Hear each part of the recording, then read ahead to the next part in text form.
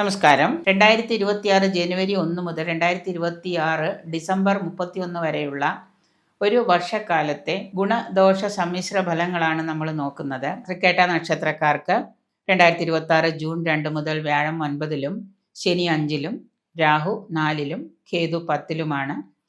ദോഷാധിക്യമുള്ള കാലം തന്നെയാണ്. എങ്കിലും 2025 നിങ്ങൾ നേരത്തെ തുടങ്ങി വെച്ച് മുടങ്ങിപ്പോയിട്ടുള്ളതായ പല കാര്യങ്ങളും 2026 നിങ്ങൾക്ക് പൂർത്തീകരിക്കാൻ സാധിക്കുന്നതാണ്. വിദേശത്ത് വസിക്കുന്നവർക്ക് വിദേശത്ത് തൊഴിലും അതിൽ നിന്ന് ശമ്പള വർധനവും സ്ഥാനമാനങ്ങളും ഒക്കെ പ്രതീക്ഷിക്കാം. നാട്ടിൽ ഉള്ളവരാണെങ്കിൽ പുതിയ കർമ്മരംഗം കണ്ടുപിടിക്കുകയും ജോലി ആഗ്രഹിക്കുന്നവർക്ക് ചെറിയ തോതിലുള്ള ജോലി കിട്ടുക, വിവാഹം നടക്കാത്ത യുവജനങ്ങൾക്ക് വിവാഹമൊക്കെ സാധ്യമാകുന്ന വർഷമാണ് 2026. പലതരത്തിൽ നിന്നും സഹായ സഹകരണത്തോടു കൂടി പല പ്രവൃത്തികളും നിങ്ങൾക്ക് പൂർത്തീകരിക്കാൻ കഴിയുന്നതാണ്. ദൈവാധീനവും അതുപോലെ തന്നെ ഈശ്വരാരാധന, ക്ഷേത്ര ദർശനം ഇതുമൂലമൊക്കെ നിങ്ങൾക്ക് പല കാര്യങ്ങളും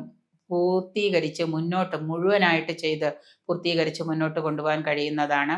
പ്രയാസകരമായിട്ടുള്ള പല സാഹചര്യങ്ങളിൽ നിന്ന് നിങ്ങൾക്ക് ദൈവാധീനം മൂലം രക്ഷപ്പെടാൻ സാധിക്കുന്നതാണ്. വാഹന ഉപയോഗം വളരെ ശ്രദ്ധയോടുകൂടി വേണം കൈകാര്യം ചെയ്യാനായിട്ട്.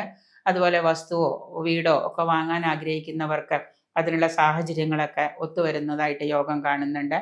ആരോഗ്യകാര്യത്തിൽ പ്രത്യേകം ശ്രദ്ധ പതിപ്പിക്കാം. ആരോഗ്യകാര്യത്തിൽ ശ്രദ്ധ പതിപ്പിച്ച് ആരോഗ്യം വഷളായി കഴിഞ്ഞാൽ നിങ്ങൾക്ക് പല കാര്യങ്ങളും മുന്നോട്ട് കൊണ്ടുപോകാൻ സാധിക്കാതെ വരാം.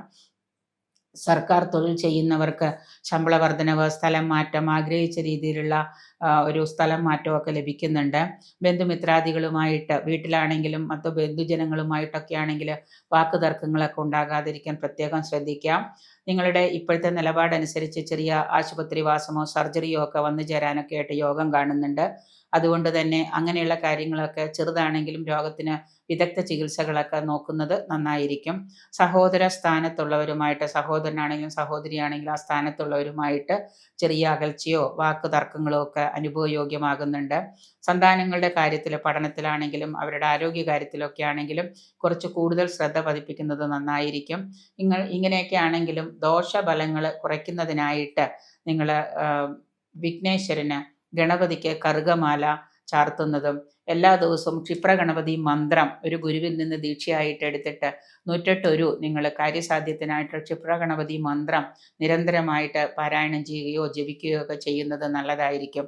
അതുപോലെ തന്നെ പ്രത്യേക ദിവസങ്ങളിൽ, രോഹിണി ദിവസങ്ങൾ, വ്യാഴാഴ്ച ദിവസങ്ങളിലുമൊക്കെ നിരന്തരമായിട്ട് ജപിക്കാനുള്ള മഹാലക്ഷ്മി മന്ത്രം, മഹാലക്ഷ്മി അഷ്ടകമൊക്കെ നിങ്ങൾ നിരന്തരമായിട്ട് ജപിക്കുന്നത് കൊണ്ട് നിങ്ങളുടെ സാമ്പത്തിക കാര്യത്തിലൊക്കെ ഒരു ഫിനാൻഷ്യൽ സ്റ്റെബിലിറ്റി ഒക്കെ വരുന്നതാണ്.